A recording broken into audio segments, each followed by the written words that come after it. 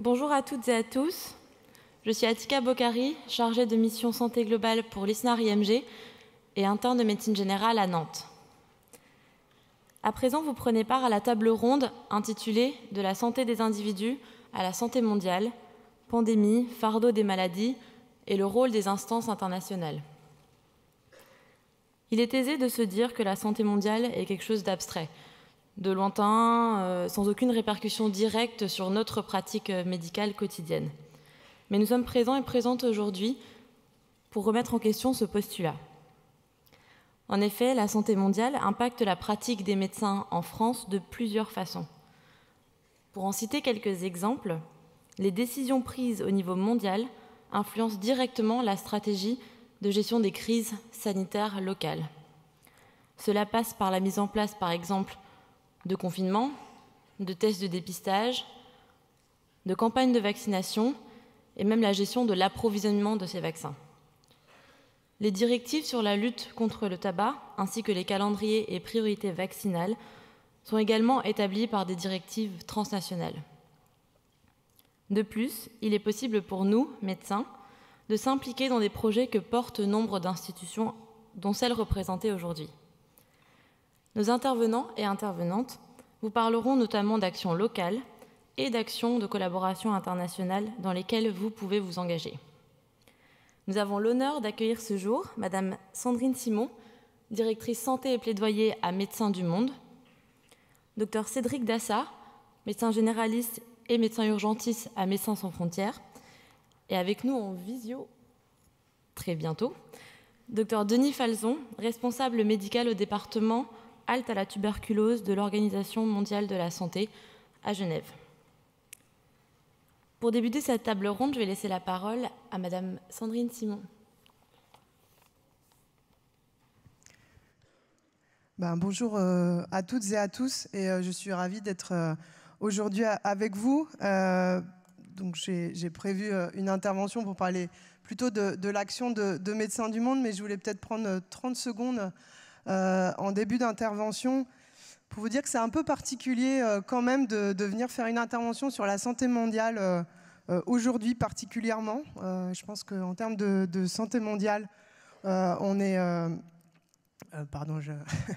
en termes de santé mondiale, on est vraiment dans un moment très particulier et historique. Je pense que vous suivez tous et tous l'actualité. Je ne vais pas y revenir sur des annonces qui ont pu être faites récemment.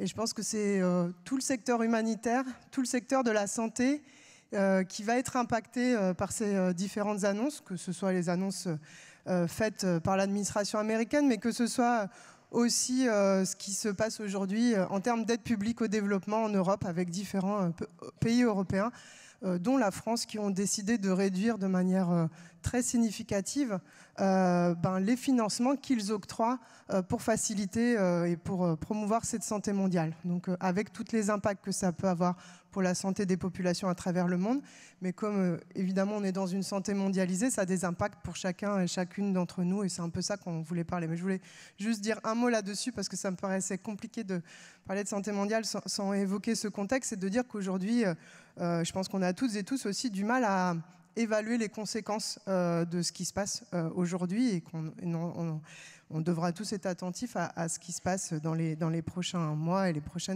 prochaines semaines, et que ça passe par la question des financements, mais pas que. C'est aussi des restrictions qui sont aujourd'hui apportées, par exemple, au partage des données entre les institutions.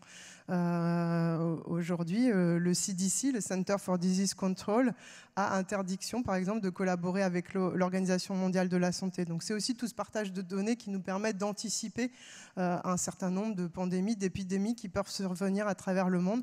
Donc c'est des enjeux majeurs qui évidemment impactent la santé au niveau mondial, mais peuvent impacter aussi très localement chacun et chacune dans notre pratique si nous n'avons plus accès aux informations scientifiques qui peuvent la guider. Donc pardon parce que je ne me suis pas peut-être présentée pour introduire. Donc je suis Sandrine Simon, donc je suis directrice santé plaidoyer de Médecins du Monde. Donc ça peut paraître bizarre d'avoir ces deux mots dans la même phrase, santé, plaidoyer, mais vous allez un peu comprendre pourquoi dans la suite de mon intervention. C'est bien sûr comment on apporte aux personnes une réponse à leurs besoins de santé, évidemment en interconnexion avec les autres acteurs des territoires sur lesquels on intervient, mais comment aussi à partir de cette action, on arrive à porter un certain nombre de politiques publiques qui seraient plus saines pour les populations, et donc d'interpeller les décideurs. Vous en parliez juste avant, de l'interpellation des décideurs, mais on le fait nous aussi dans le sens de pouvoir échanger sur des pratiques de santé et des politiques publiques qui pourraient permettre un accès aux soins au plus grand nombre des populations. Et donc Médecins du Monde, qu'est-ce que c'est? Donc Médecins du Monde, c'est une organisation non gouvernementale, comme Médecins sans frontières, que mon collègue présentera juste après, qui intervient en France et à l'international sur différents enjeux de santé depuis plus de 30 ans maintenant. Donc à l'international, vous voyez la carte, ce sont les différents pays dans lesquels on intervient, où on intervient là où finalement les systèmes de santé sont le plus en difficulté, soit pour répondre à des crises, et on pourra y revenir sur la question des conflits ou d'autres types de crises qui peuvent déstabiliser de manière forte les systèmes de santé, et avec aussi des conséquences sur la santé des populations qui sont très importantes, ou dans des contextes où les systèmes de santé n'arrivent pas à faire face aux besoins des populations, soit parce qu'il y a des populations qui sont les plus éloignées du soin, soit pour la population générale. Mais on intervient aussi en France, vous voyez sur la carte les villes et les départements dans lesquels on est présent. On n'intervient évidemment pas pour se substituer au système de santé français qui a le mérite d'exister et de pouvoir répondre quand même à de nombreux besoins de santé, y compris en médecine générale évidemment. Mais on intervient surtout auprès des populations dans les territoires où justement les personnes sont les plus éloignées du soin, soit parce qu'elles sont criminalisées dans leur pratique, soit parce que ce sont des personnes qui ont des difficultés, différentes barrières d'accès aux soins. On intervient à double titre, à la fois dans des centres d'accueil de soins et d'orientation, donc des lieux fixes et des lieux ressources qui permettent de répondre aux besoins des personnes immédiats et de les accompagner vers le système de droit commun, parce que notre objectif n'est pas d'accompagner les personnes sur la durée, mais bien qu'elles puissent s'intégrer dans le système de santé. Et puis nous avons aussi des actions mobiles pour aller vers les personnes qui seraient encore plus éloignées, qui ne viendraient pas jusqu'à nous, pour pouvoir justement avoir des actions de promotion de la santé et là aussi les amener vers le soin, vers la prévention et vers la prise en charge. Aujourd'hui, nous avons différentes priorités d'action. Je vais essayer de ne pas être trop longue et vous me dites si je dépasse un peu le temps. On a plusieurs priorités d'action et ces priorités d'action, elles sont basées là aussi sur les populations qui sont en général les plus éloignées du soin dans les systèmes de santé ou pour des types de prise en charge qui seraient plus compliqués ou moins mises en place. Ce qui est le cas par exemple de notre première priorité qui sont sur les droits et la santé sexuelle et reproductive, où dans ce cadre-là, on intervient à la fois pour renforcer l'accès à certains services de santé sexuelle et reproductive et promouvoir les droits en santé sexuelle et reproductive, parce que c'est effectivement une double approche où on se rend compte dans beaucoup de systèmes de santé, il y a un certain nombre de prises en charge qui ne sont pas proposées, comme l'accès à la planification familiale, l'accès à des soins d'avortement ou l'accès à la prévention du cancer du col de l'utérus, qui sont pourtant des soins qui sont relativement simples à proposer aux personnes, on peut même renforcer les compétences des personnes pour qu'elles puissent jusqu'à un certain point avoir une auto-prise en charge de leur santé sur ces enjeux-là. Et pour autant, dans les contextes où on travaille, c'est souvent des services qui sont peu mis en place, avec un certain nombre de barrières, soit à la mise en place de ces services, soit à l'accès pour les personnes. Et bien sûr, le contexte actuel ne va pas améliorer les choses sur ces enjeux de santé sexuelle et reproductive. Une autre priorité d'action pour nous, c'est la réduction des risques. Qu'est-ce qu'on entend par la réduction des risques ? C'est une approche de santé publique pour accompagner les personnes, notamment les personnes usagères de drogue ou travailleurs, travailleuses du sexe, pour pouvoir les accompagner dans leur pratique à réduire leur risque face aux enjeux de santé, qui soient de différents ordres, et là aussi à pouvoir les accompagner vers le système de santé, parce que ce sont souvent des populations qui sont soit discriminées, voire qui peuvent être pénalisés dans certains contextes et qui ont donc peu d'accès aux soins. Évidemment, si vous avez des questions plus tard, je pourrais aller un peu plus en détail sur certains de ces enjeux. Une autre de notre priorité, c'est la santé pour les personnes en situation de migration. Nous savons que c'est à la fois différents enjeux, à la fois des enjeux autour du parcours migratoire des personnes qui peut avoir un impact sur leur état de santé, que ce soit la santé mentale, que ce soit la santé physique, puisque ces parcours migratoires sont souvent très compliqués, semés d'embûches, de violences de tous ordres, et puis aussi les politiques de non-accueil dans les pays où les personnes arrivent, évidemment, vont mettre en place tout un tas de barrières à l'accès aux personnes.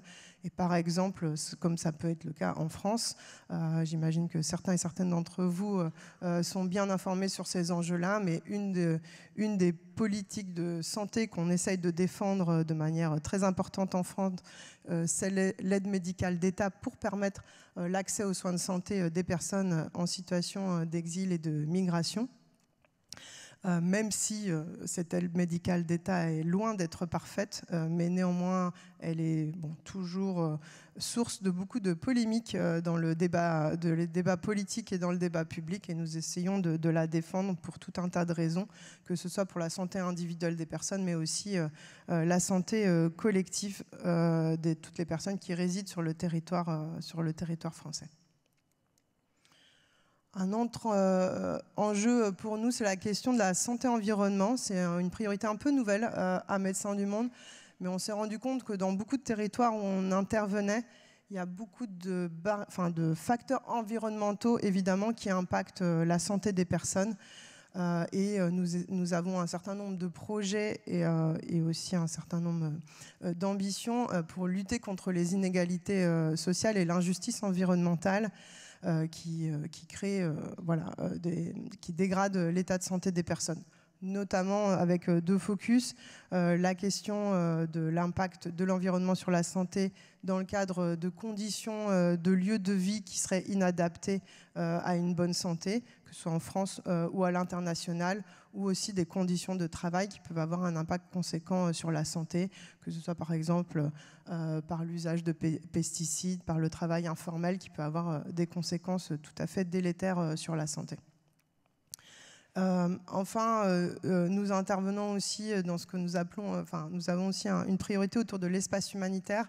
Qu'est-ce que c'est l'espace humanitaire? Peut-être ça ne vous parle pas beaucoup, mais pour nous, c'est en fait toutes les zones de conflit où notre capacité d'intervention est de plus en plus compliquée pour tout un tas de raisons. Zones où évidemment les besoins en santé sont extrêmement importants, où bien souvent les systèmes de santé sont déstabilisés, dégradés, voire dans l'incapacité totale de répondre aux besoins des personnes pour tout un tas de raisons, parce que aussi il y a beaucoup de conflits qui vont cibler les personnels de santé, qui vont cibler les personnels humanitaires et qui vont cibler les structures de santé, donc c'est évidemment quelque chose que l'on dénonce. Donc à la fois sur le fait que les systèmes de santé sont plus en capacité, et à la fois le fait qu'il y a un certain nombre de barrières qui sont mises par les parties prenantes au conflit qui nous empêchent, nous, travailleurs humanitaires, d'intervenir. Donc c'est évidemment des choses que l'on dénonce et sur lesquelles on essaye de travailler de manière très importante, évidemment, tous les acteurs humanitaires ensemble, au-delà d'essayer de répondre aux besoins de santé des personnes qui sont évidemment très, très importants. Et puis, nous avons une 6e priorité sur le système de santé qui est plutôt pour analyser finalement les barrières à l'accès au système de santé dans les différents territoires d'intervention où l'on intervient. Parce qu'au-delà du soin, au-delà de la prise en charge, c'est extrêmement important pour nous de prendre en compte toutes les barrières à l'accès, qu'elles soient financières, qu'elles soient géographiques, qu'elles soient administratives parfois, parce que parfois on n'a pas droit d'avoir accès à un système de santé. Donc c'est toutes ces barrières qu'on essaye de lever, de travailler avec les systèmes de santé et de dénoncer parfois. Je vais faire, je ne sais pas le temps qu'il me reste, mais 5 minutes, bon, très bien. Je vais faire 2 petits focus, peut-être, je ne sais pas si vous voyez très bien sur la diapo, mais pour faire un peu le parallèle entre l'état de santé des personnes et les déterminants de la santé, et qui sont pour nous très importants à prendre en charge, à prendre en compte, quand on met en place un projet de santé sur un territoire. Donc, et notamment ça, c'est un focus sur la France. C'est issu de notre observatoire sur le droit et l'accès aux soins en France, que vous pouvez retrouver sur notre site internet facilement, et qu'on l'on publie tous les ans à partir des consultations que l'on fait dans nos centres de soins et d'orientation, dans nos 14 centres de soins et d'orientation sur le territoire français, où évidemment on reçoit les personnes les plus précaires sur le territoire français et qui n'ont pas accès à un médecin généraliste, à l'hôpital, au PASS ou à d'autres structures de santé. Et donc ces quelques données très rapidement pour mettre en exergue le fait que l'état de santé des personnes dépend énormément des déterminants de la santé, des facteurs de santé, puisqu'évidemment, vous voyez là un état de santé qui est particulièrement dégradé, avec des chiffres importants de retard de recours aux soins, un chiffre important de personnes qui ont des pathologies chroniques que l'on peut diagnostiquer et qu'ils ne connaissaient pas lors de la première consultation dans nos centres, et aussi un chiffre qui est particulièrement inquiétant, où 40% des personnes que l'on rencontre pour la première fois ont besoin de soins urgents. Donc pour vous montrer que l'état de santé il est quand même particulièrement dégradé. Et en parallèle de ça, quand on analyse les déterminants de santé de ces personnes, on voit que bien souvent elles résident dans des habitats très dégradés, voire à la rue, qu'elles ont peu d'accès aux soins, puisque par exemple un des chiffres qui moi à chaque fois m'effraie quand on fait ce rapport-là, c'est que 9 personnes sur 10 qui théoriquement auraient le droit à l'aide médicale d'État n'ont pas accès à cette aide médicale d'État. Donc il ne suffit pas d'avoir des droits, il faut pouvoir y accéder concrètement. Voilà, donc ça c'est pour quelques exemples, et aussi beaucoup de personnes qui n'ont pas accès aux soins de prévention. Et vous voyez que dans notre fil actif, par exemple, plus de 80% des femmes qui pourraient avoir besoin d'une contraception n'ont pas accès à la contraception. Donc c'est un certain nombre de chiffres qui montrent vraiment la relation entre les déterminants de santé et l'état de santé des personnes. Évidemment, on pourrait élaborer. Ça, c'est bizarre comme diapo, mais c'est pas grave. Très rapidement, donc ça, c'est pas focus sur la France, mais c'est sur la République démocratique du Congo, la RDC. Donc c'est tout à fait différent comme contexte.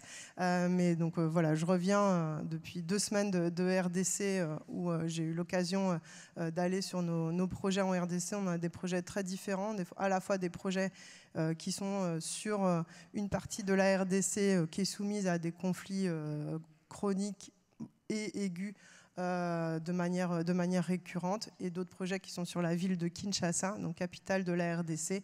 On est plutôt sur ce qu'on appelle nous des projets de long terme, mais où néanmoins le système de santé de la RDC est particulièrement affaibli, malgré le fait que la RDC a introduit récemment la couverture santé universelle, et donc essaye de limiter la barrière financière, notamment à l'accès aux soins. Mais il faut savoir que la RDC, c'est aussi un système de santé qui est très privatisé.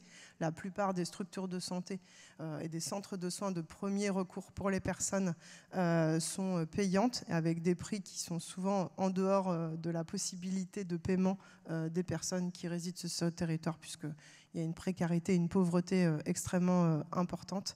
Donc voilà, l'introduction de cette couverture santé universelle est une bonne nouvelle, mais elle va prendre beaucoup de temps avant de pouvoir se mettre en place sur l'ensemble du territoire. Donc notre rôle à nous, dans ce cadre-là, il n'est évidemment pas de faire à la place du système de santé, parce on n'en aurait pas les moyens, bien sûr, dans ce contexte énorme, mais de pouvoir mettre en œuvre des projets qui permettent de répondre évidemment aux besoins importants des personnes qui sont sur une partie du territoire de la RDC, mais aussi de pouvoir tester des approches qui sont faisables et qui peuvent être reproductives dans le système, et donc en dialogue étroit avec le ministère de la Santé congolais, pour pouvoir voir comment on peut améliorer ensemble la manière dont sont prises en charge certaines problématiques de santé de territoire. Donc ce territoire qui, encore une fois, fait face à des conflits récurrents. Donc peut-être vous avez entendu dans l'actualité les évolutions récentes sur la zone de Goma, qui est une ville importante de la RDC, où des combats ont repris récemment, avec un nombre de déplacés qui se compte par millions de personnes sur cette zone de manière très rapide et aiguë. Évidemment, avec tout le lot de violences qu'accompagnent ces déplacements et ces conflits, et notamment des violences sexuelles qui sont malheureusement très caractéristiques de ce territoire, même si elles existent partout dans le monde. Mais la nature des violences et le pourcentage de violences sur ce territoire sont particulièrement importants.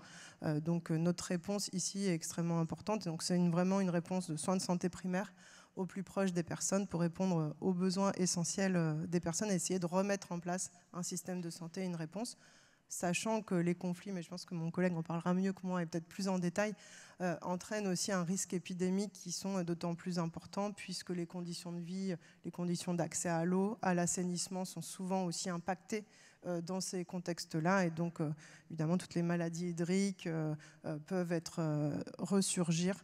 Et si le système de santé n'est pas en capacité de répondre, ça peut évidemment créer des épidémies importantes. Voilà, je vais aller vite parce que je pense que mon temps est à peu près écoulé et je pourrais revenir sur les différents éléments. Mais pour vous dire que notre approche, elle est à la fois globale, qui est dans la réponse aux soins directs des personnes, mais aussi dans la prise en compte des déterminants de santé pour essayer de les prendre en compte dans nos réponses. Par exemple, sur notre projet santé-environnement qui travaille auprès des maraîchères de Kinshasa, on travaille beaucoup avec le Programme national de santé au travail, mais aussi le ministère de l'Agriculture, pour voir s'il n'y a pas une possibilité de réguler l'utilisation des pesticides qui sont utilisés de manière très très importante dans ce territoire. Voilà, et je termine là. Je vois que j'ai dépassé mon temps, donc je vais aller très vite. Mais pour vous dire que notre modèle d'intervention, c'est vraiment un modèle qui tente de travailler sur un changement social. Et pour ça, on passe à la fois par une offre de soins, à la fois, et ça je ne l'ai pas trop évoqué dans ma présentation, mais travailler avec les personnes pour renforcer leur pouvoir d'agir, leur connaissance des enjeux de santé pour qu'elles-mêmes puissent être actrices de la santé. Et évidemment aussi le plaidoyer, c'est-à-dire tout le travail avec les décideurs et décideuses pour faire évoluer les pratiques de santé et les politiques de santé. Je vous remercie évidemment. Je pourrai répondre à toutes vos questions après.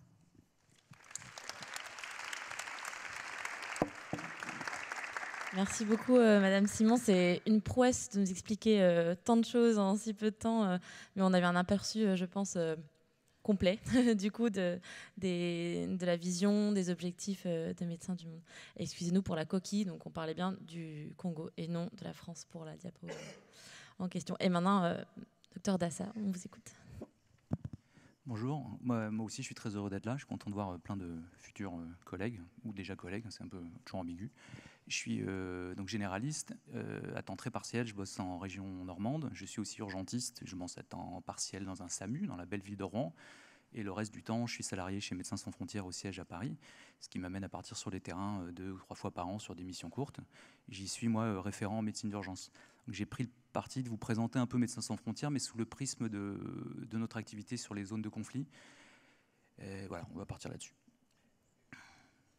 Alors, ça tient en 4 mots, ça rejoint, c'est une organisation qui ressemble effectivement pas mal à Médecins du Monde. Les 4 mots qui définissent Médecins sans frontières, c'est une organisation médicale, internationale, indépendante. Le terme organisation, il comprend clairement organisation non gouvernementale. Donc on ne dépend pas d'un État, on ne dépend pas d'une association d'États, ni des Nations Unies, ni de l'Europe, ni de la France. Et on est aussi une organisation à but non lucratif. Donc on est payé chez MSF, mais on ne fera pas fortune chez MSF, quoi. C'est une organisation, je crois que j'en ai zappé une. Bon, c'est pas grave, on verra.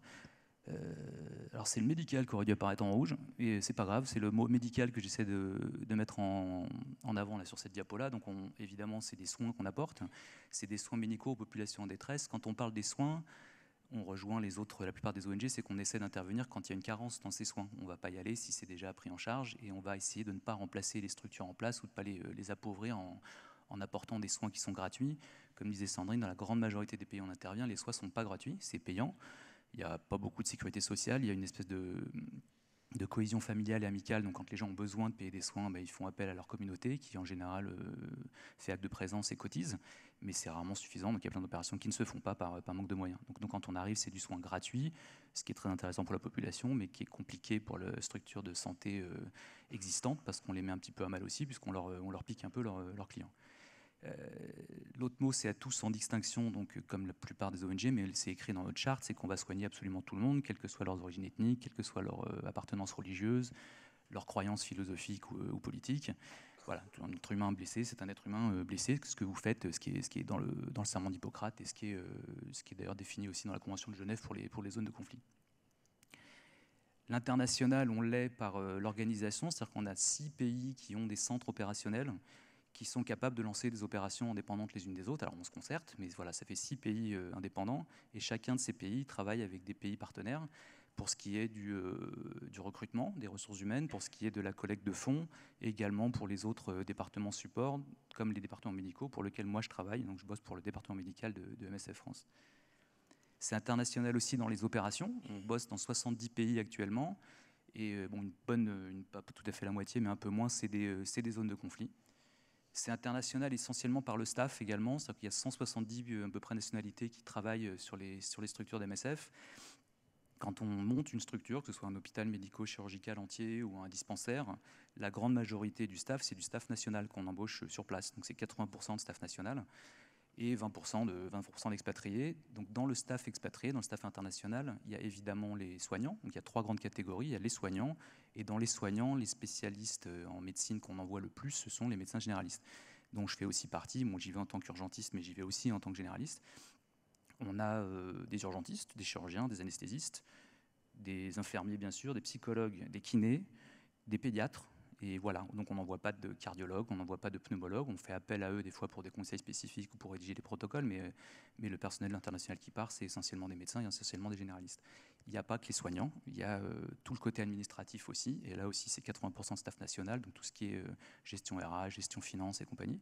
Et puis il y a le côté logistique, qui chez MSF est une énorme force. Là aussi c'est 80% de staff national qui fait tourner la boutique. Et c'est une organisation indépendante.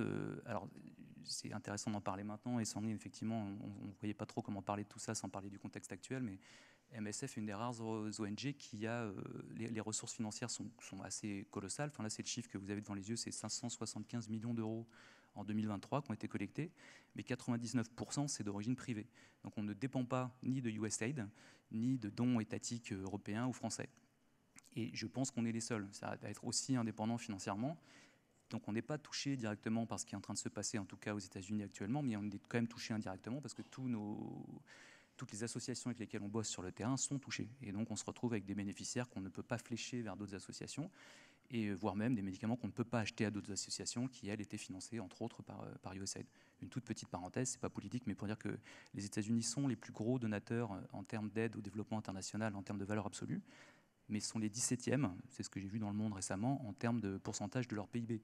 Donc ce n'est pas juste des grands philanthropes depuis toujours, c'est qu'il y a une règle qui dit que tous les pays sont censés donner 0,1% de leur PIB sur l'aide au développement international. Les États-Unis sont en dessous, mais comme ils ont un PIB énorme, c'est les plus gros donateurs en valeur absolue. Voilà, fin de la parenthèse.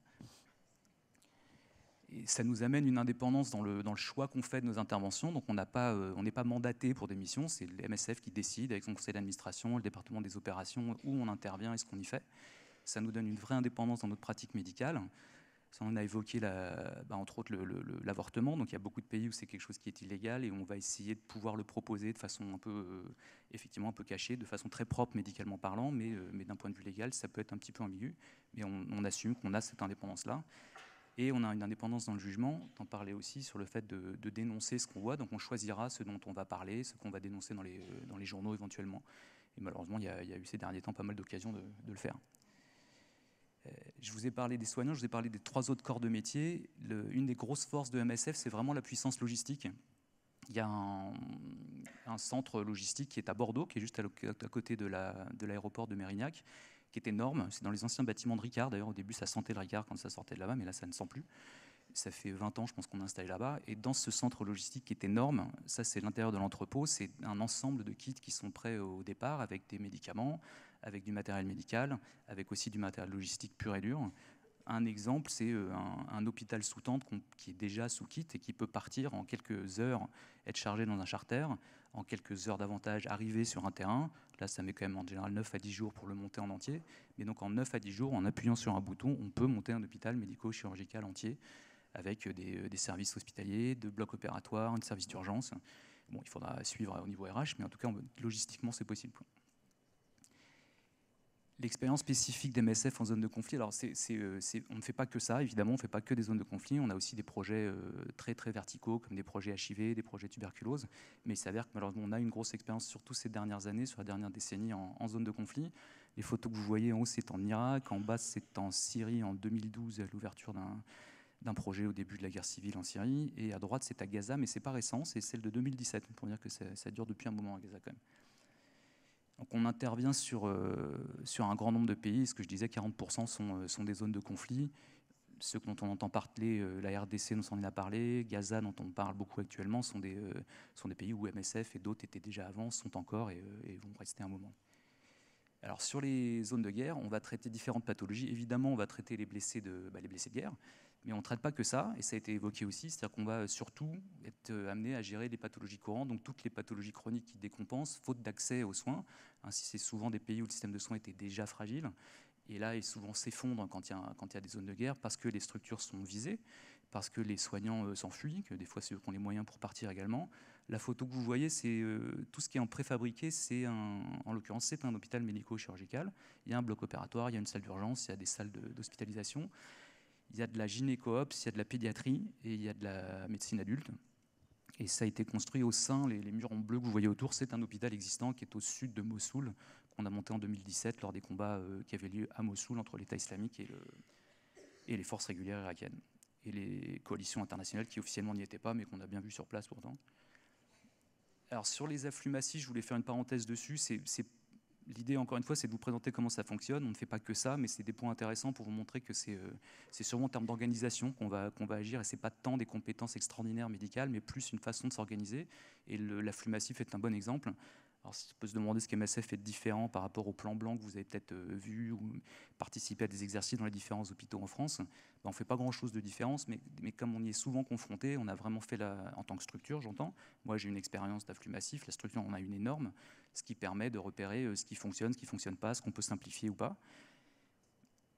Et en gros, ça se résume à une organisation particulière donc pour les afflux massifs. Ça se résume aussi sur les zones de conflit à comment on peut aider les postes médicaux avancés. Pareil, en France, on parle de postes médicaux avancés. C'est la médecine de catastrophe, c'est assez français, ça a été plutôt inventé en France. Sur les zones de guerre, c'est très compliqué de créer soi-même un poste médical avancé. Vous vous doutez que la sécurité est un enjeu majeur. Donc plus on se rapproche de la zone de front, plus c'est compliqué. Donc on est plutôt à soutenir des postes médicaux avancés qu'à les monter nous-mêmes. Et puis il y aura une petite partie médicale qui est effectivement de l'ordre du damage control, dont on a entendu parler malheureusement en France aussi avec les attentats. Mais c'est une petite partie, le damage control. Tout le reste, c'est vraiment de l'organisation. Donc, ce n'est pas de la compétence médicale extraordinaire, c'est vraiment de l'organisation. Et puis, je finirai avec le contexte sécu, comment MSF travaille dans des contextes sécu très, très particuliers. L'afflux massif, l'expérience qu'on a, je vous l'ai dit, c'est récemment, ce dont on entend parler, c'est Gaza, c'est la RDC, c'est le Soudan également. Mais si on remonte à la décennie d'avant, on était déjà au Yémen, on était déjà en Irak et dans ces pays-là où, effectivement, les afflux massifs étaient monnaie courante. Les clés pour gérer un afflux massif, c'est ce que vous verrez si vous êtes un petit peu intéressé quand vous êtes passé aux urgences au plan blanc. Alors ça ne concerne pas que les urgences justement, mais c'est vraiment de l'organisation. Et sur les pays où on travaille, le premier, c'est vraiment la sécurité et le filtre. Ce qu'on appelle le filtre, c'est limiter, éviter que le patient arrive avec 5 à 10 accompagnants. Ce qui est rare en France, ce qui est beaucoup moins rare sur beaucoup de pays en Afrique subsaharienne ou au Moyen-Orient. Il y a une vraie culture de, voilà, les gens viennent, la famille vient, les voisins viennent. Vous vous doutez que sur un afflux massif, c'est infernal. Et on bosse sur des pays où il y a beaucoup de gens armés, que ce soit des soldats ou pas, beaucoup de gens ont des armes, donc le côté sécurité est extrêmement important. Notre façon de l'intégrer, la sécurité, j'en parlerai après, mais c'est de jouer de l'intégration et on ne se protège pas avec des hommes en armes, on se protège d'abord parce qu'on travaille avec du staff national et puis sur un vrai jeu d'intégration qu'on bosse avant d'ouvrir les structures. Une fois qu'on a fait le filtre, l'important quand on lance un plan blanc, alors en France, c'est des hôpitaux d'une taille phénoménale.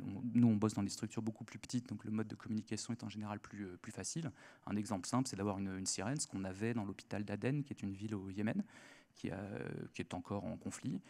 Et ça fait quelques années qu'on y est. Bref, elle était dotée d'une sirène, et donc il suffit d'appuyer sur le bouton, la sirène sonne, tout le monde est au courant, donc tout le monde sait qu'il y a un plan blanc.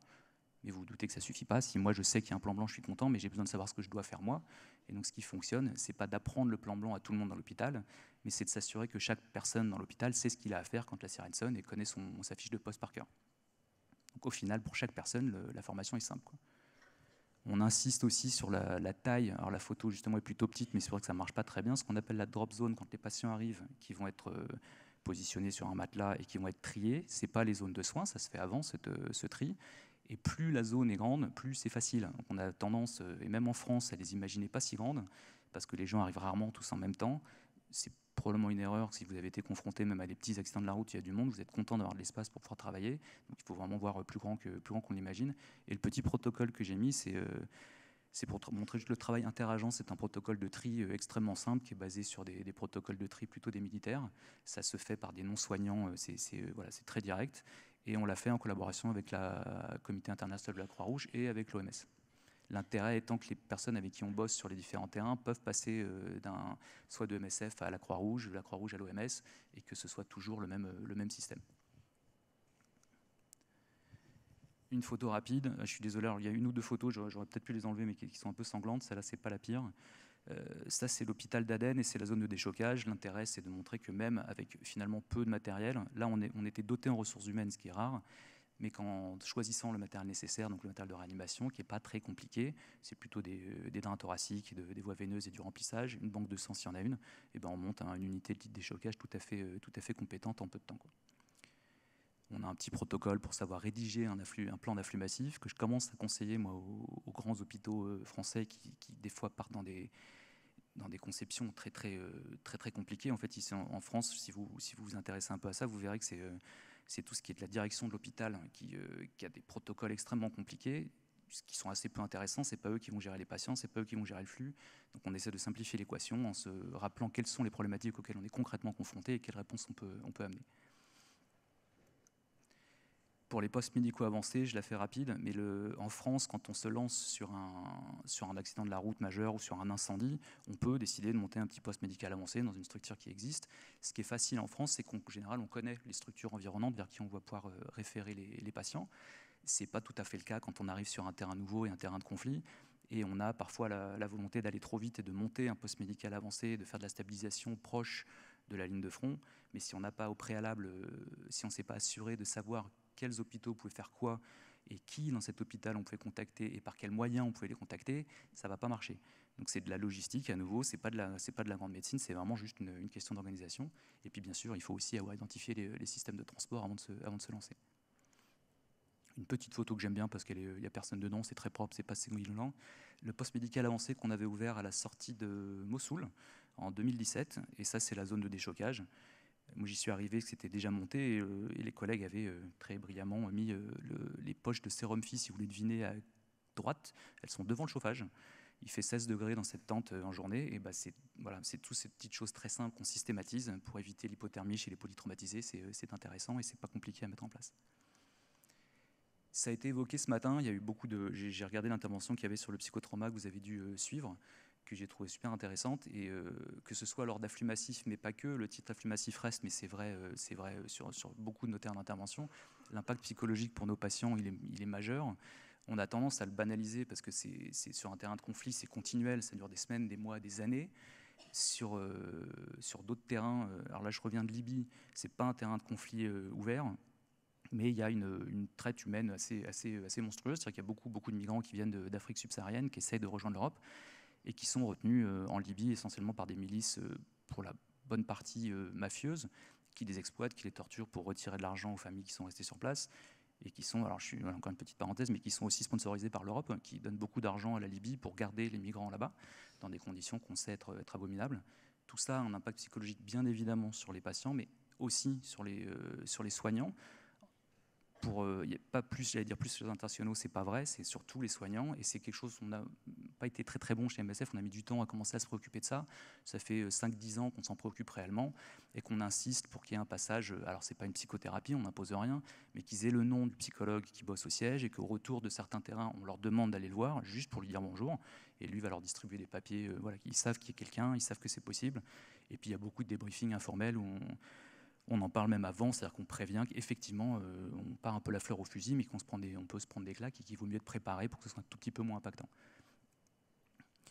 Le damage control, alors c'est cette photo-là, j'aurais dû jouer premièrement, je suis désolé, je ne l'ai pas fait, une photo un peu sanguinolente, c'était peut-être pas utile de la garder, mais juste pour vous rappeler les principes de ce qu'on appelle le damage control, ça a été inventé par les chirurgiens militaires, qu'on fait simple, en gros c'est des interventions courtes, ils se concentrent sur l'arrêt de l'hémorragie et le contrôle infectieux, ils font un débridement plus large que s'ils avaient le temps, et puis ils ne referment pas d'emblée, ils refermeront un autre jour, le tout étant de garder le patient 60 minutes max dans le bloc. Il y a aussi des patients qu'on n'enverra pas au bloc, du coup, quand on est sur un afflux massif, c'est-à-dire que des pleines entrées et de sorties sans saignement majeur de moins d'1 centimètre, ça se traitera médicalement avec des antibiotiques. Un fragment, un corps externe, un corps étranger qui reste dans la cuisse sans saignement majeur et qui fait moins d'1 centimètre, bah, ça reste dans la cuisse et on fait de l'antibiote-prophylaxie et ça marche aussi. On l'a décliné au médical et c'est effectivement nous plutôt des urgentistes qui gèrent, mais c'est énormément de médecins généralistes aussi qui ont une compétence en médecine d'urgence, qui sont passés dans les services d'urgence, parce que c'est de la médecine que vous connaissez, et l'idée étant de se concentrer sur l'hémostase, de remplir de façon assez agressive en termes de remplissage et de transfusion. On a des protocoles assez simples qui aident à le faire.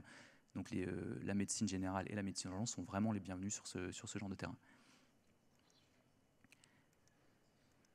Et si on résume, pour les afflux massifs, cette diapo-là, elle m'intéresse surtout pour les trois types de personnel qui sont encadrés en bleu. Et c'est ce que j'essaie de transmettre essentiellement aux chirurgiens, qui ont un peu le melon quand même d'habitude. Alors je pense qu'il n'y en a pas dans la salle, je peux me lâcher. Mais c'est pas eux, la clé. Il y en a un, si, c'est pas la clé de voûte du système en général, et certainement pas de l'afflux massif. Évidemment qu'ils sont importants, évidemment que leurs gestes sont salvateurs, mais si on n'a pas toute une flopée de personnels qui ne sont pas soignants, c'est-à-dire les gardiens, les cleaners, les brancardiers, ça ne marchera pas, ça ne passera pas. Et c'est ce que MSF en tout cas a bien compris avec cette puissance logistique et ce vrai partenariat, cette espèce de monstre à 3 têtes avec des soignants, des administratifs et des logisticiens, où tout le monde se part sur un pied d'égalité. Je ne sais pas si dans votre hôpital vous connaissez le prénom d'un électricien, moi non. Et sur les hôpitaux MSF, tout le monde se connaît par son prénom et ils ont une importance phénoménale. Je vais terminer avec juste l'approche sécuritaire, c'est une diapo. Donc on me pose souvent la question, surtout sur les premières missions, bah oui mais d'accord, mais un terrain de guerre, je ne vois pas trop là comment on fait. Je suis parti, moi la première fois, c'était pas un terrain de guerre, je ne serais pas parti sur une première fois sur un terrain de guerre. Une fois que j'ai vu comment l'approche était faite, ok très bien, j'y vais presque les yeux fermés, je regarde un peu quand même, mais l'approche, elle est vraiment à l'inverse de s'entourer d'un arme. Le jour où on me demandera de mettre un gilet pare-balles et d'avoir un gardien, je n'irai pas sur ce terrain-là, c'est qu'on s'est planté quelque part. Donc l'approche, c'est vraiment de la communication qui se fait en amont. Un exemple que j'ai, c'est qu'en 2012, on a fait l'ouverture d'un hôpital médico-chirurgical en Syrie, au début du conflit, au début de cette guerre civile.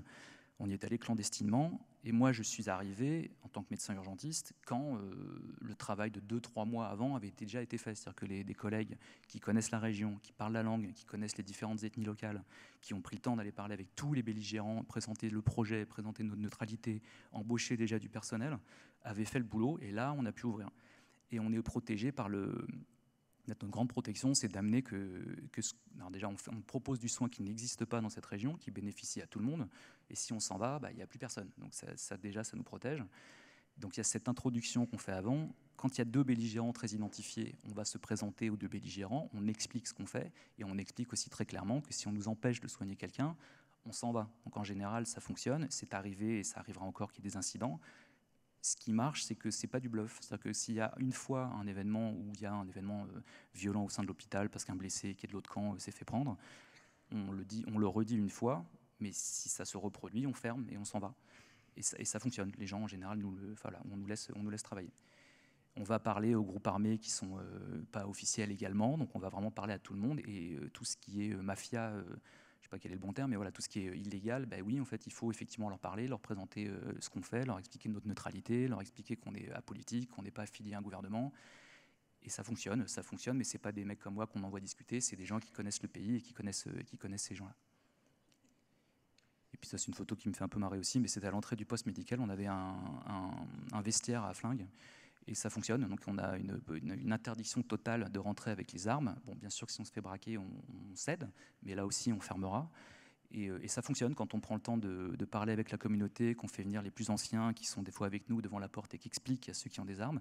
Et ben, ils nous donnent leurs armes, on les met dans le casier, ils ont un petit numéro et puis ils repartent avec quand on a fini. Ça, c'est une question qu'on me pose de temps en temps. J'ai eu des discussions un peu animées avec voilà, bref, quelques personnes et c'est un discours politique qu'on entend, qu'on entend dans la bouche de plus en plus de monde, c'est-à-dire que de se permettre de soigner une entité qui serait combattue par une autre, ça veut dire qu'on soutient cette entité qui est combattue par une autre. Non, la réponse, elle est aussi dans le serment d'Hippocrate, elle est aussi dans la Convention de Genève. Un blessé, c'est un blessé. Un être humain blessé, ça n'est plus un combattant, c'est un être humain blessé. Et si on lâche ça, je pense qu'il faut arrêter le soin en général. Voilà, c'est tout.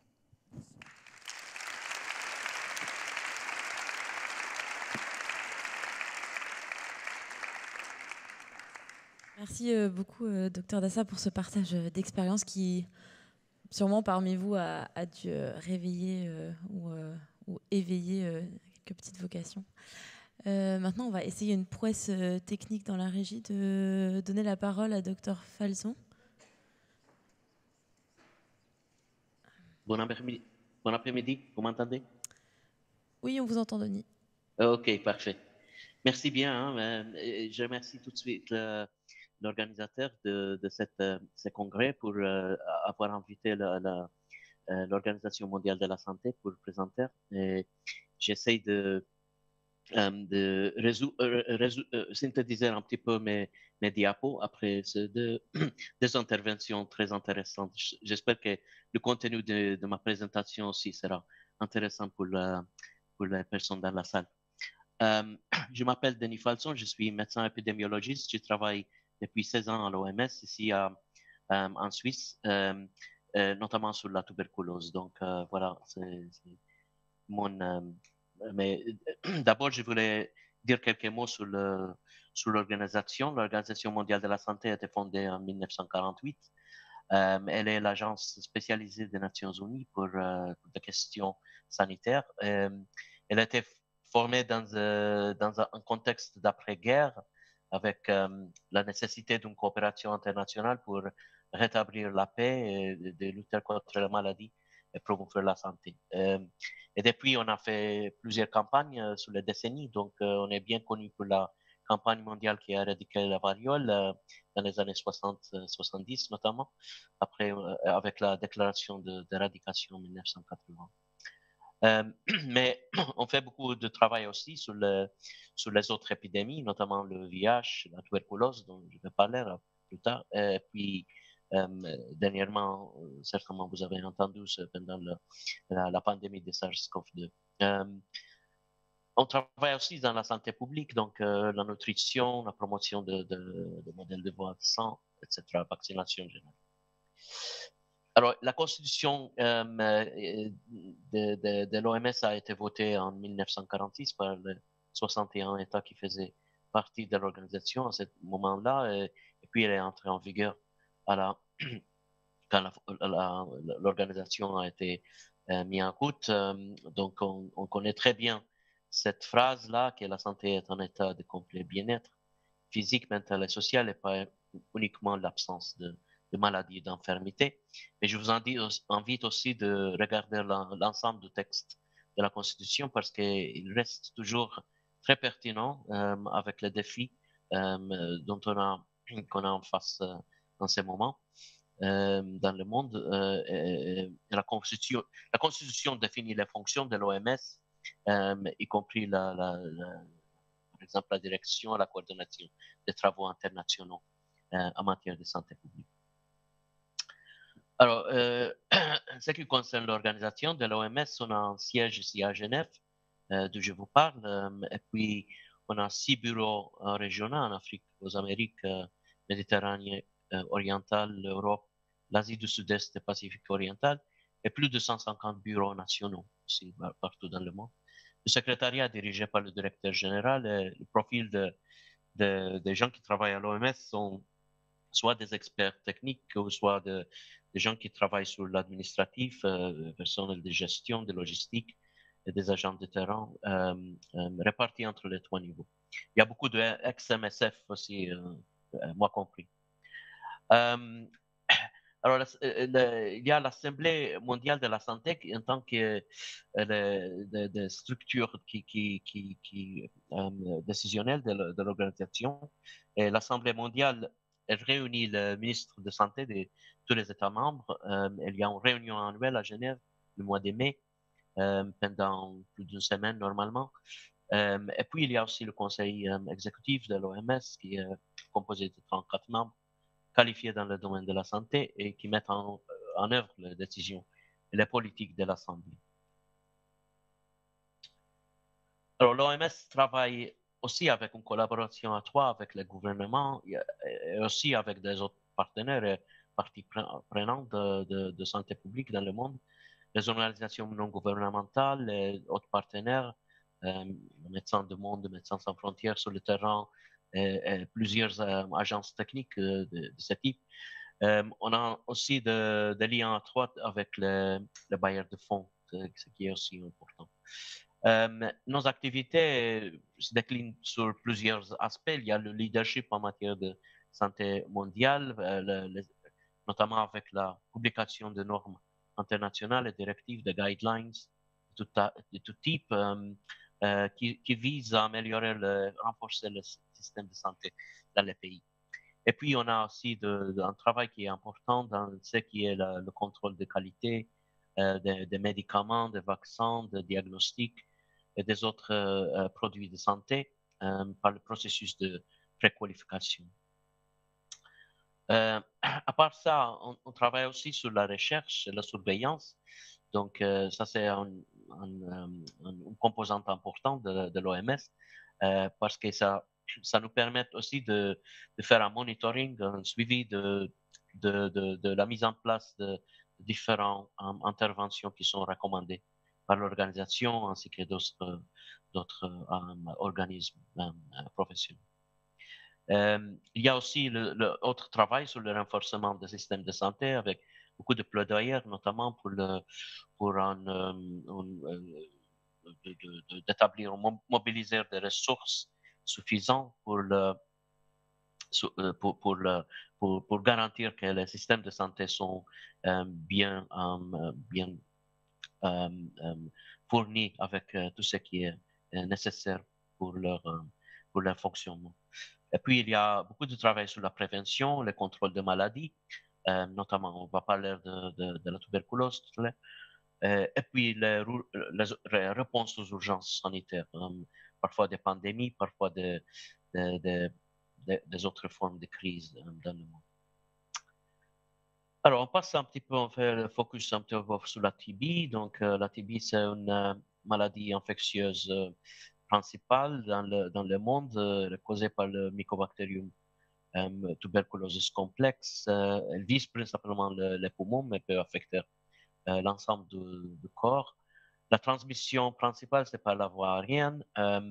Et elle donne beaucoup de différents symptômes selon les organes impliqués. Donc, normalement, il y a toujours un toux, très souvent un toux, des douleurs thoraciques, très typiquement. Et puis, au fur et à mesure, il y a une perte de poids, il y a aussi une perte d'appétit, de la fièvre, des sueurs nocturnes. Ça, c'est les symptômes classiques, si vous voulez. Et puis, il y a aussi d'autres possibilités, d'autres formes ou manifestations cliniques de la maladie. Alors, la TB reste curable pour la plupart du temps avec des schémas thérapeutiques composés de plusieurs antibiotiques à la fois qui nécessitent un traitement sur plusieurs mois, au moins 4 mois, avec les schémas les plus courts qu'on a en ce moment, mais avec la résistance aux médicaments, le traitement, la prise en charge des patients devient plus problématique, plus complexe, nécessitant des autres types de médicaments qui normalement pour une période plus prolongée. La prévention passe par la vaccination, mais pas uniquement. Le BCG, le vaccin qu'on a en ce moment, depuis une centaine d'années, est limité dans ce qui est efficacité. Mais ici, il reste encore du travail important à faire avec le dépistage précoce de la maladie et un traitement rapide, ce qui permet de mieux soigner les patients, d'éviter des séquelles. Et aussi, on a cette approche avec le traitement préventif de la tuberculose, le TPT, qui est un médicament qui est donné à des personnes à risque, par exemple les contacts de personnes avec VIH ou les personnes qui se préparent pour un transplant d'un organe.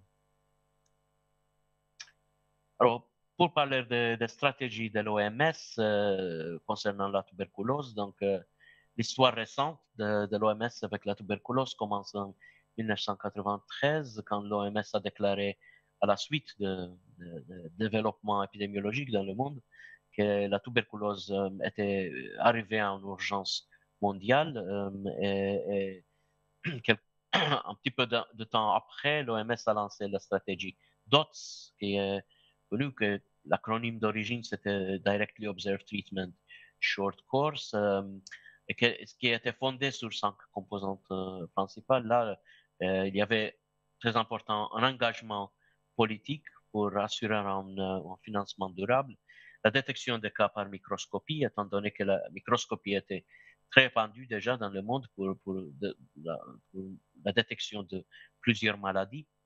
Du coup, on a fait on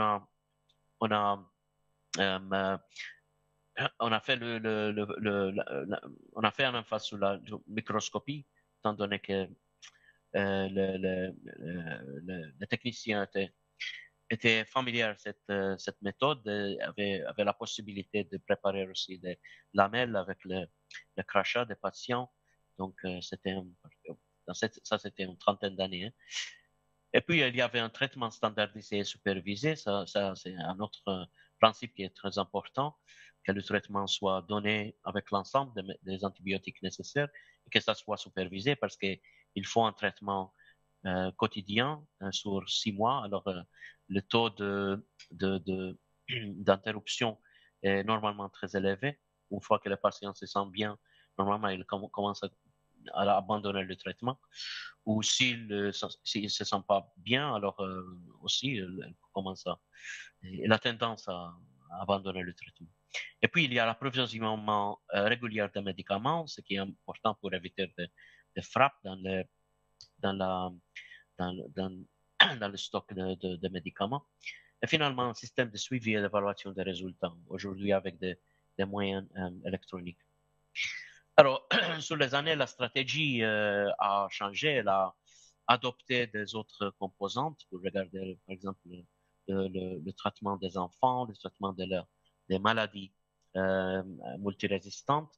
Et puis, finalement, on est en ce moment dans la période, dans l'étendue du temps pour la stratégie qu'on appelle EndTB, qui a été lancée par l'OMS en 2015, visant à mettre fin à l'épidémie mondiale en tant que problème de santé sur les 20 ans qui suivaient, donc c'est-à-dire jusqu'à 2035. Par rapport à la stratégie DOTS, la TB stratégie est très différente, donc il y a 10 composantes, elle est plus compréhensive, plus holistique dans le soin. Donc il y a première pilière qui applique le soin intégré centré sur le patient. Et puis, il y a deuxièmement, sur les politiques audacieuses des systèmes de soutien, c'est-à-dire une approche qui regarde aussi la pauvreté. La tuberculose reste toujours une maladie des pauvres, même dans les pays riches. Et la plupart des cas de tuberculose d'aujourd'hui sont concentrés dans les pays à forte charge de maladies qui sont à faibles ressources. Et puis finalement, il y a une anticipation aussi de la recherche et de l'innovation. Ça, c'est un composant qui est aussi très important pour stimuler aussi, déclencher plus de recherche, plus de développement de technologies qui améliorent l'efficacité des technologies existantes. Et il faut dire aussi que l'NTB Strategy est conforme aussi aux objectifs de développement durable de l'ONU, les ODD, notamment ce qui est le Target 3 qui s'applique à la santé, la cible 3,3. Donc voilà, ça c'est une petite vignette qui cliché sur la charge de maladie mondiale. Donc on a à peu près 11 millions de cas de tuberculose qui émergent chaque année dans le monde. Plus que la moitié sont des hommes, 12% sont des enfants de moins de 15 ans. Et puis, il y a à peu près 1,3 million de décès, y compris les décès chez les personnes VIH.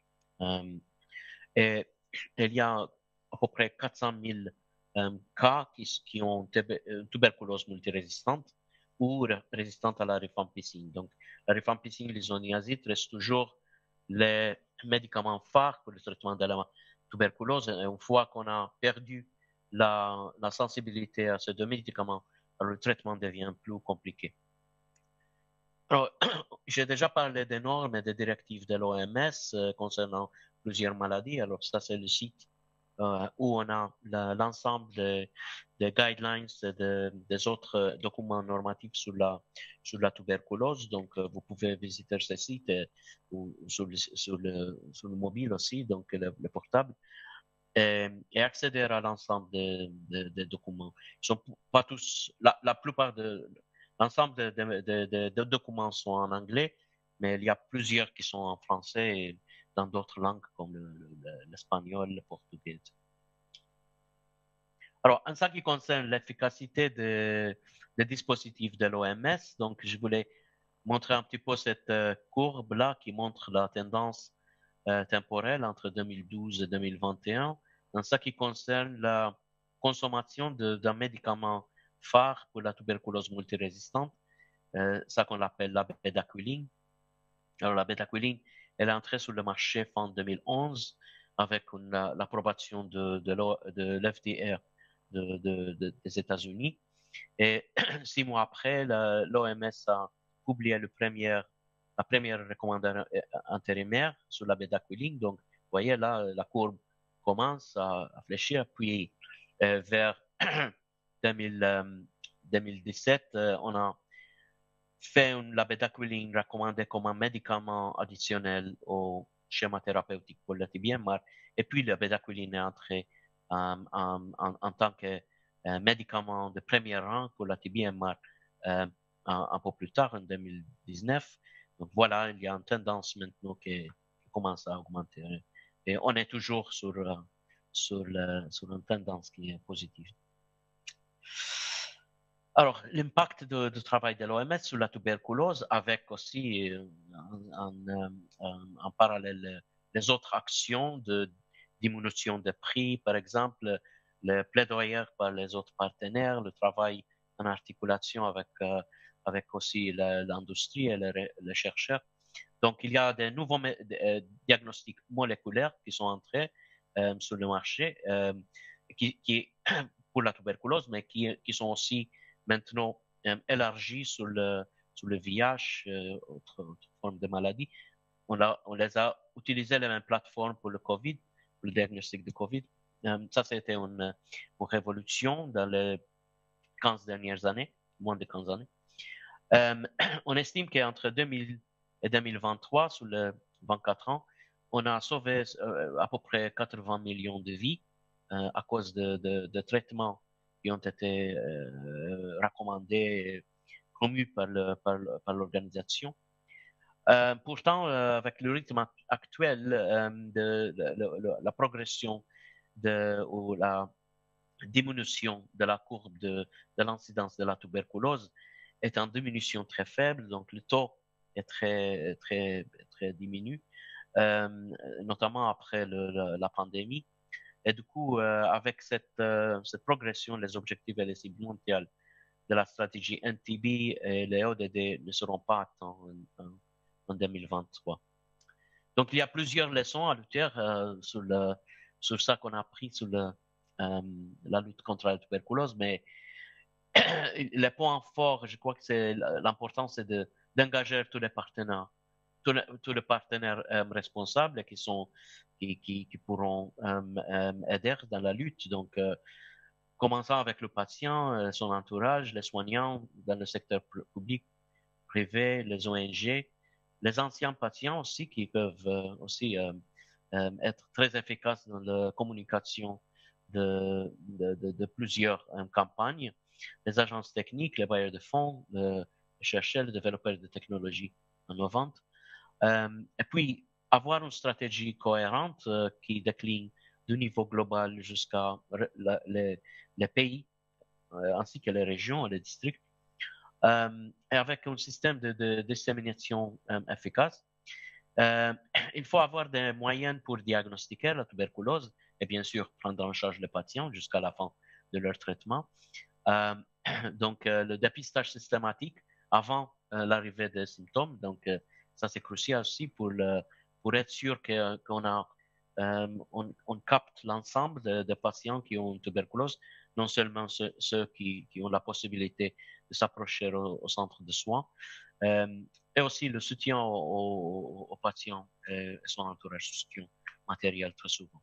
Puis, il y a aussi l'adaptation aux contextes locaux. Donc, il y a des recommandations qui sont en place, mais il faut qu'ils soient contextualisés pour arriver au plus bas niveau de système de santé. Et puis, l'innovation et la recherche sont toujours très importants. Donc, et pour accomplir les objectifs de la stratégie, des efforts accrus sont nécessaires dès maintenant, appuyés par une mobilisation importante de ressources.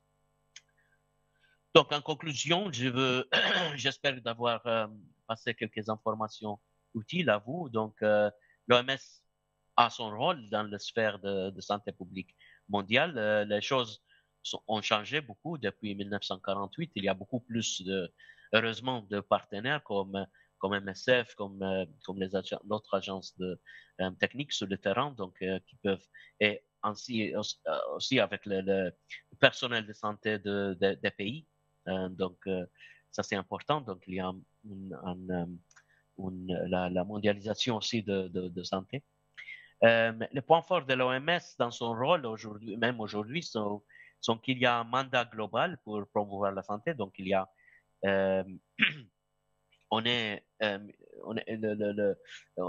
l'organisation est sous le contrôle des pays. Donc, ce sont les pays aussi qui nous donnent le mandat. Donc, ça, c'est aussi important de comprendre parce que sur le terrain, le modus operandi de l'OMS est très différent de celui de MSF et les autres partenaires qui sont sur le terrain. Il y a l'établissement des normes et directives internationales. Donc,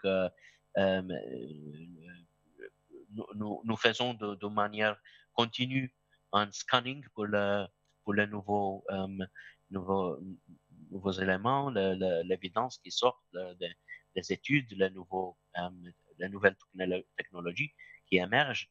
À base de ça, après, nous allons réunir des experts pour nous donner des conseils concernant les meilleures recommandations à préconiser. Et puis, il y a l'appui technique au pays. Ça, c'est important, reste toujours important. Donc, soit pour dresser, par exemple, une demande de financement ou subvention pour le pays, mais aussi pour élaborer, par exemple, les guidelines nationaux. Et puis, il y a la coordination des réponses aux crises sanitaires. Donc, souvent, l'OMS est dans les groupes là qui sont dans les tables rondes, dans les discussions. Il y a la recherche et l'innovation, donc notamment le plaidoyer pour les fonds, et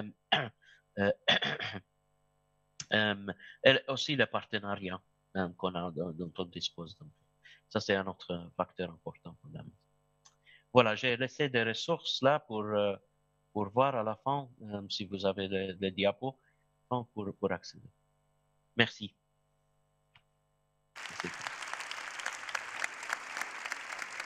Merci beaucoup, Dr Falson, d'avoir pu nous rejoindre depuis un peu plus loin.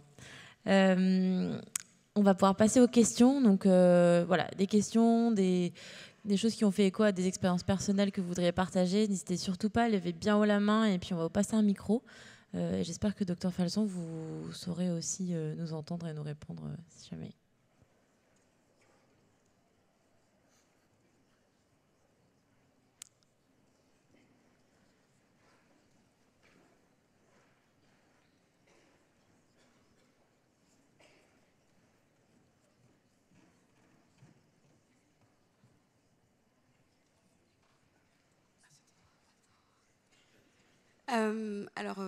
Merci beaucoup. Donc, moi, je suis interne à Strasbourg et je travaille une demi-journée à Médecins du Monde, donc au niveau local.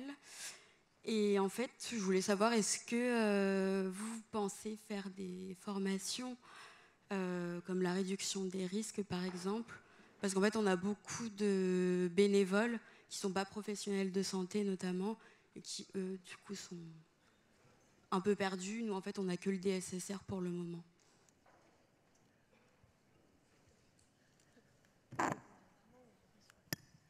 Bonjour, bon, déjà c'est une très bonne nouvelle, on est collègues donc merci pour la question. Alors c'est un vrai enjeu, la question de la formation et de l'accompagnement. C'est sûr qu'on a tous nos formations diplômantes et puis après c'est vrai que ce sur quoi on travaille dans les formations, dans l'accompagnement, c'est plutôt dans l'approche qui est moins une question médicale. Je pense que notamment en tant qu'interne en médecine, on ne va pas vous apprendre des protocoles ou autres, mais par contre il y a des manières d'appréhender la précarité, la réduction des risques, les pratiques de soins qu'il faut, oui, qu'on accompagne à partir de notre expérience et de nos pratiques, parce que c'est à partir de ça qu'on a bâti nos expériences et nos compétences. Donc oui, il y a des formations, mais certainement pas suffisamment, mais on pourra en parler peut-être en bilatéral, il n'y a pas de souci.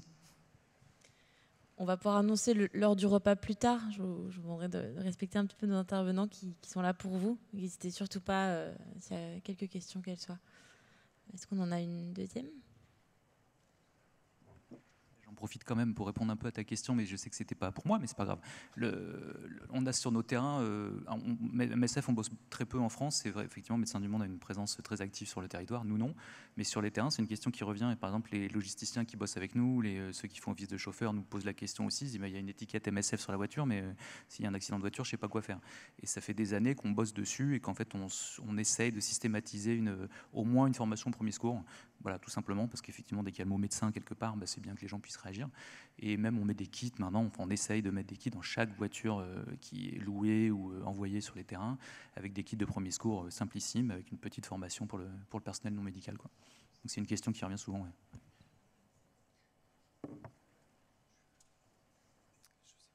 Bonjour, moi c'est Nour, je suis interne à Lille, en MedG.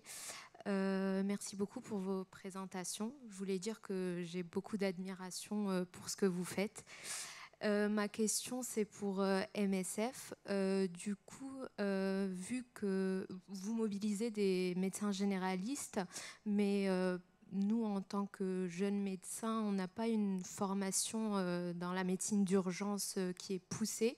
Donc, dans des zones de guerre où on n'a pas beaucoup d'infrastructures, de matériel, où on a des blessés graves, concrètement, comment est-ce qu'on peut être utile ? C'est une très bonne question. Alors, deux choses. D'abord, pour le côté médecine d'urgence sans matériel, quand on intervient, on essaie quand même de se donner les moyens. C'est-à-dire qu'on a effectivement, nous, on ne fait pas de neurochirurgie, on a rarement des scanners, on n'en a jamais, mais on aura le matériel nécessaire pour faire de la réanimation. Mais pour répondre à ta question, en fait, ce que j'ai mis un peu de façon un peu succincte dans la diapo, c'est qu'on a des blessés de guerre, mais c'est pas le principal patient qu'on a sur les terrains de guerre. Le principal patient qu'on a en termes de volume, c'est de la maternité, c'est des pathologies chroniques, du diabète, de l'hypertension, des BPCO qui décompensent parce qu'ils n'ont plus de traitement, ou qui décompensent, ou qu'il faut suivre. Donc c'est de l'hospitalisation médicale. Il y a beaucoup d'hospitalisation médicale. Et dans les services de pédiatrie également, donc médicale, dans les services adultes, c'est des médecins généralistes qui font tourner le service, qui font la visite et qui font la prescription. Parce que c'est rarement, la traumato, c'est une part, mais c'est pas la part principale, quoi. Et dernière question, est-ce que vous avez des internes avec vous ? Non, pour l'instant, la politique, c'est que les médecins qui partent sont... Alors officiellement, c'est 2 ans après l'autonomisation, donc au moins 2 ans après la thèse. Bon, officieusement, on fait partir avant, en général, quand il suffit de regarder sur le site et s'inscrire.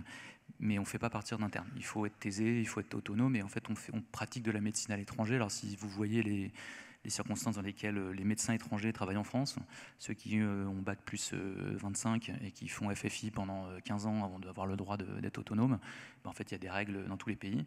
Donc, il faut aussi avoir le droit de travailler dans ce pays. Alors, c'est des contextes d'urgence, on négocie les droits et c'est plus rapide. Mais voilà, il faut être thésé, donc avoir un droit de prescription, quoi, au moins. Merci. Bonjour, je suis ici. Donc... Individuel, parce que c'est aussi ça, c'est que parfois l'institution, on peut dire fais ça, t'inquiète pas. Non, c'est pas du tout comme ça qu'on travaille. C'est-à-dire qu'on informe des risques des personnes et on essaye au maximum de réduire ces risques et d'accompagner les personnes si jamais, parce que ça nous est arrivé d'avoir des travailleurs pairs, par exemple, usagers de drogue qui sont emprisonnés. Ça nous est arrivé à certains endroits. On les accompagne, on les lâche pas, on lâche pas leur famille. Enfin, c'est aussi des politiques qu'on appelle duty of care, d'accompagnement des personnes dans des contextes de prise de risque, que ce soit des contextes de crise ou des contextes où il y a un risque lié à la criminalisation d'un acte. Bonjour. Du coup, j'avais aussi une question. Je suis interne de médecine générale à Dijon, juste devant. Je vais ressortir du contexte un petit peu de la crise. Vous parliez aussi des actions que vous avez en France dans le contexte de santé globale dont on parlait sur cette table ronde. On sait qu'il y a pas mal de maladies infectieuses émergentes aussi qui commencent à arriver un petit peu en France. Est-ce qu'il y a des protocoles déjà de gestion un petit peu de ces maladies infectieuses émergentes qui sont mis en place dans vos organisations ? Oui et non, mais peut-être, je pense qu'MSF est meilleur que nous en maladies émergentes. Mais oui, dans le sens, je pense qu'on essaye de, comment dire, tous les savoirs qu'on apprend de notre pratique à l'international, on essaye aussi de l'intégrer dans notre pratique en France, par exemple. Mais c'est des choses toutes bêtes. Hein. On fait face dans des bidonvilles à des épidémies de gale, à des épidémies de rougeole. Il y a ce qu'on appelle les nouvelles épidémies, mais c'est quand même pas encore ce qui est le plus rare, ce qui est le plus présent. Mais la vraie question, c'est la question de la veille, comment on est vigilant, comment aussi on alerte sur des nouveaux symptômes, des nouveaux cas cliniques qu'on peut observer. Et en général, quand c'est le cas, on travaille avec les ARS aussi pour analyser les choses. On n'a pas forcément, nous, en France en tout cas, la capacité de laboratoire ou autre qui permet d'identifier les pathogènes, etc. Mais par contre, on peut alerter quand il y a des situations un peu anormales ou des symptomatologies qui sortent des cas habituels. Et en général, on travaille avec les ARS quand c'est le cas. Profite aussi, mais sur les maladies émergentes, je prends ma casquette d'hospitalier et de smuriste. Effectivement, les structures de veille en France, elles sont quand même vraiment bien foutues. C'est-à-dire que c'est même très, presque trop, mais c'est vraiment cadré, quoi. Et on récupère dans les services d'urgence ou au SAMU, dès qu'il y a une maladie émergente, quelqu'un qui pourrait revenir d'un pays où il y a cette fameuse maladie émergente, on a une liste de l'HAS l'envoie, l'ARS le fait suivre. C'est quand même déjà bien géré par le côté étatique en France pour l'instant, quoi. Ce qui est intéressant, c'est l'expérience que des structures comme les nôtres peuvent avoir sur des terrains, par exemple avec Ebola, où il y a une pratique énorme, là où les soignants français n'en ont aucune. Il n'y a pas le côté pratique, donc c'est intéressant d'échanger. Et de temps en temps, il y a des hôpitaux qui font appel à des structures qui sont allées bosser sur le terrain, la Croix-Rouge, MSF, Médecins du Monde, pour échanger sur les pratiques, pour être un peu plus pratico-pratique que des plans qui sont des fois un peu lunaires, quoi. Voilà. Bonjour, juste là, juste ici. Quentin Verne, je suis interne à Bordeaux. Moi, je me posais la question, vous en avez parlé un petit peu en début d'intervention, sur le contexte mondial actuel qui peut être assez déprimant. Comment les différentes organisations s'organisent justement pour réussir à pallier les carences que pourraient avoir certains États à communiquer ou à produire les soins à venir, hein, notamment là en Amérique, on voit qu'ils vont probablement moins communiquer sur leurs données de santé ou même sur les données scientifiques. Est-ce que c'est des choses du coup qui sont réfléchies ou est-ce qu'il y a déjà des solutions qui vont être apportées? Je commence, mais je pense que toi, tu seras plus efficace que moi. Ce que j'ai entendu, c'est que ce que tu as amené, le CDC qui ne transmet pas ces infos, là, c'est ce que tu disais tout à l'heure. Pour l'instant, c'est assez... il me semble que c'est surtout les États-Unis, donc c'est une énorme source, hein, mais c'est surtout eux. Non, enfin, j'ai dit, on en parlait tout à l'heure au début, il y a un côté un peu sidérant au départ, il y a quand même vraiment un truc, on connaissait déjà Trump, mais enfin, ça prend des proportions phénoménales, et puis il n'y a pas, ce que disait Sandrine, il n'y a pas que les États-Unis, il y a une orientation qui est un peu angoissante sur l'accès aux soins. Il reste des pays, enfin pour l'instant en Europe, même si ça s'extrémise, et à droite, hein, pour l'instant on a encore accès aux données, pour l'instant il y a encore des règles, il y a encore un cadre. Voilà, je ne sais pas ce que tu en penses, mais... Ouais. Oui, je pense qu'on est tous dans un moment de l'histoire où on ne sait pas trop encore les conséquences et on ne sait pas tous analyser les conséquences. Alors après, oui, il y a plein de discussions qui se mettent en place entre les organes, avec les institutions, etc., pour essayer d'analyser ces conséquences. Donc aujourd'hui, comme tu dis, on est un peu dans une phase de sidération où nous-mêmes, on essaye de voir comment on va survivre. Même si nos deux organes, on n'est pas les plus impactés aujourd'hui, mais il y en a d'autres qui le sont beaucoup plus que nous. Donc c'est aussi avec nous, ça va nous changer l'écosystème des pays dans lesquels on intervient, puisqu'il y a des acteurs très locaux qui avaient accès à des financements, il y a des acteurs peut-être plus internationaux, mais qui ne vont pas survivre potentiellement, qui ne seront plus là demain. Donc voilà, c'est aussi comment on va se réorganiser dans cette réalité. Alors après, des États qui ne répondent pas aux besoins de santé de leur population, malheureusement, ça, c'est pas nouveau. Ça, c'est des choses sur lesquelles c'est pour ça qu'on intervient et qu'on existe. On n'a pas la responsabilité de se substituer aux États. On ne pourra pas le faire. On n'aura jamais les moyens, quels que soient les dons qu'on aura. Et on espère aussi que peut-être il y a une société civile militante qui va accompagner les choses. Enfin, on ne sait pas aussi ce qui va sortir de tout ce qui se passe aujourd'hui. Donc on l'espère, en tout cas, que peut-être la mobilisation va être différente, mais qu'elle pourra exister.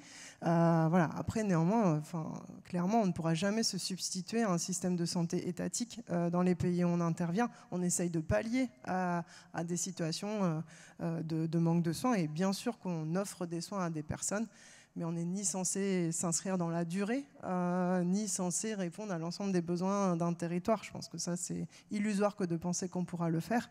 Donc notre rôle, il est bien sûr d'offrir des soins, là où on peut, là avec les moyens que l'on a, et le mieux qu'on peut, la meilleure qualité qu'on peut, mais il est aussi d'alerter, de dénoncer, et je pense, voilà, nous tous, quoi. Je pense que c'est aussi l'objet de notre intervention aujourd'hui. Il faut qu'on soit conscient de ça et qu'on puisse mobiliser, chacun à sa place, chacun avec ses moyens, évidemment. Je peux que... Voilà, c'est exactement ce que j'aurais voulu dire, j'aurais préféré le dire.